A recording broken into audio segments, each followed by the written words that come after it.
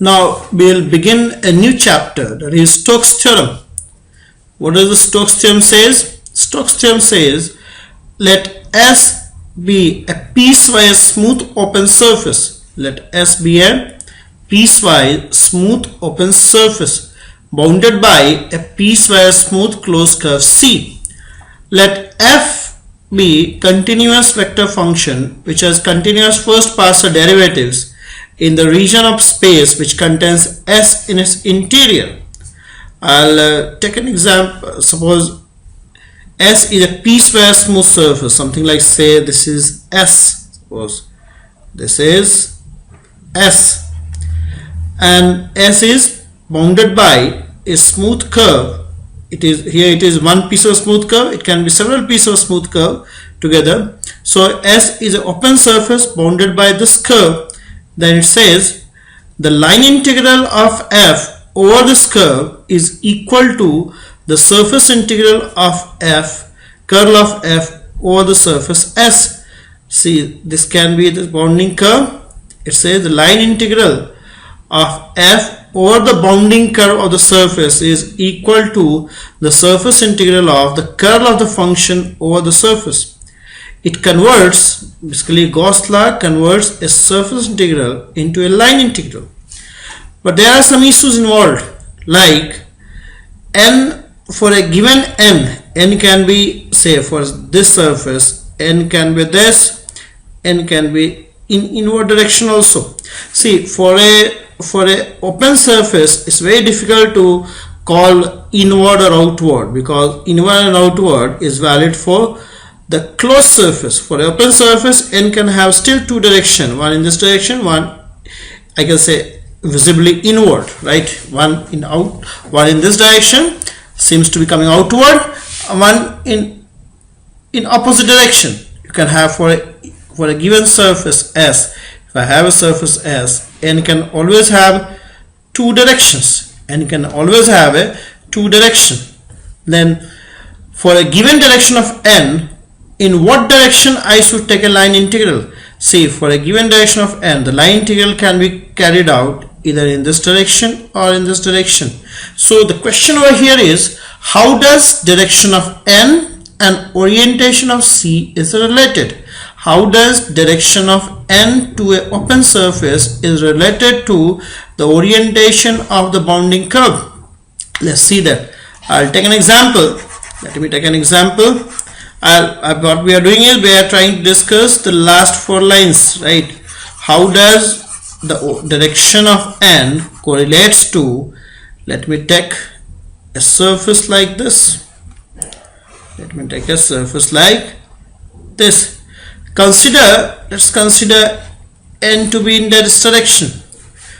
If n is in this direction, what is the positive? What do we mean by the curve C is traversed in positive direction? What should be the orientation? What should be the corresponding orientation of the bounding curve for a given n? Then this makes it very clear. The direction of C is called positive if observer walking on the boundary of S. What is the boundary of S? This is the boundary of S. This is the boundary of S. Let me draw it by, suppose this one is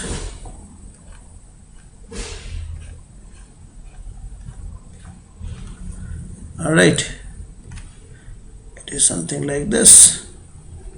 This is the front part, this is the back part, right? This is the bounding curve. The dotted line, by dotted line I am showing the curve which is not visible from the front, right? Now tell me in which direction the observer should walk on this boundary with his head in direction of n. N is coming out, so n is going to be coming out. Now you tell me in which direction the observer should move keeping his head in the direction of n. In which direction on the curve the observer should move keeping his head in the direction of n. Suppose this is n and I have an observer. Suppose I have an observer, right? I have an observer. Let me draw it more clearly. Suppose I'll draw it with different pen. See, suppose I have an observer with his head in the direction of n. Now you tell me in what direction, in which direction he should move on this curve so that he see this whole surface on his left direction. Suppose he moves in this direction, you can see that, and I have an assumption also that in whatever direction he moves, he see in the same direction. So if suppose he move in this direction, then he will find that the whole surface is lying on his left hand side. And if he moves in this direction, then he will see, obviously when he will move in this direction, he will be seeing in this direction, and this will be his right hand. In that case, this will be his right hand, and the whole surface is lying towards right.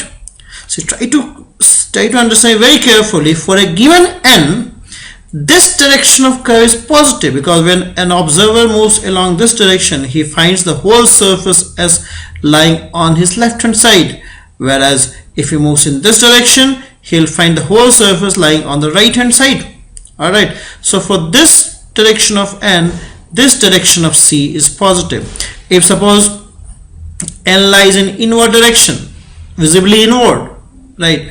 Though I have told inward and outward is defined for a closed surface. Suppose n is lying inside, towards the center, let's say, right? Then in this case, observer with his head, and then in that case, observer with his head lying in inward direction.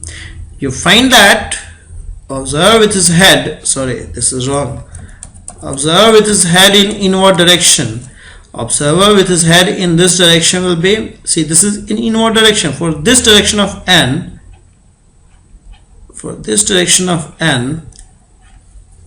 observer will also lie in the inward direction.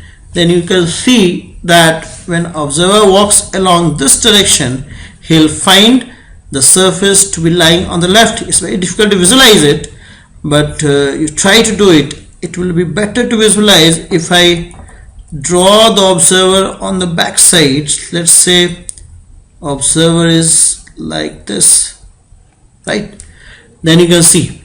Now you tell me he is lying on, he is walking on the periphery. Now tell me with his head lying in inward direction. Right, this is inward direction, with his head lying in inward direction. Can you tell me in which direction he should walk so that he find the whole surface lying towards left? Obviously he will walk along this. If you walk along this, he will find the surface to be lying on the left, right? So this direction of this orientation of the curve is positive for this n.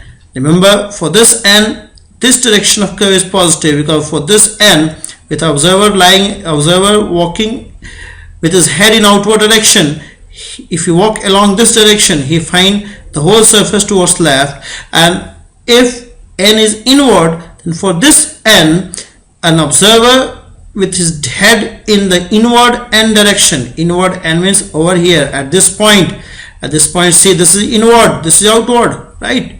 At this point this is inward, this is outward. At this point this is outward and this is inward, right? So it's better to see the observer on this part. So if I observe with his head in this direction, he walks along this direction, he will find the whole surface to be on left. So this direction of curve is positive, this direction of curve is positive for this inward n, this direction of curve is positive for this outward n. Getting a point or not?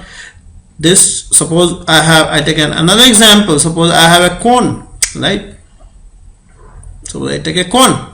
For a cone, let's say I'm talking of this n, an outward n. So for outward n over here is this. So when an observer with his head in n direction, can you tell me in what direction he should walk on the periphery so that he find the whole cone on the left?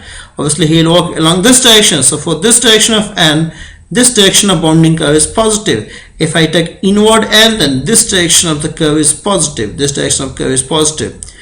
Getting a point? If you have any problem still, you can just leave a question on the forum. I'll be happy to reply, right? I'll take more examples. Suppose I take one more example. Suppose this is a hemisphere, right? This is a hemisphere. Then can you tell me for this direction of n, which direction of bounding curve is positive? Suppose an observer is walking on the periphery, right? This is the direction of n. then obviously if you walk along this direction, he'll find the whole surface to be on the left. See, for this hemisphere, this direction of curve is positive, but for this hemisphere, this direction of curve will be positive, because observe with his head in direction of n, walk along this, he'll find the whole surface to be on the left. He'll find the whole surface to be on the left, right? So for a hemisphere like this direction of coordinating curve is positive. Alright, I hope this is clear, but still this is very, very important. If you have any kind of doubt, you feel free to ask me a question, right? So this is how we define the last, this is how we understand the last 4 lines. These lines are very, very important. I'll discuss about more upon this in the questions and when I do the problems, right? So I'll move on. After this, I'll move on. You remember this part? The surface integral of curl of f over the surface as, right, is equal to the line integral of f over its boundary. And the orientation of the bounding curve has to be properly defined, right? This is the how n and the orientation of the curve is defined, is understood. This is very, very important in the basic sciences. All right. So I'll move on to now the questions, right?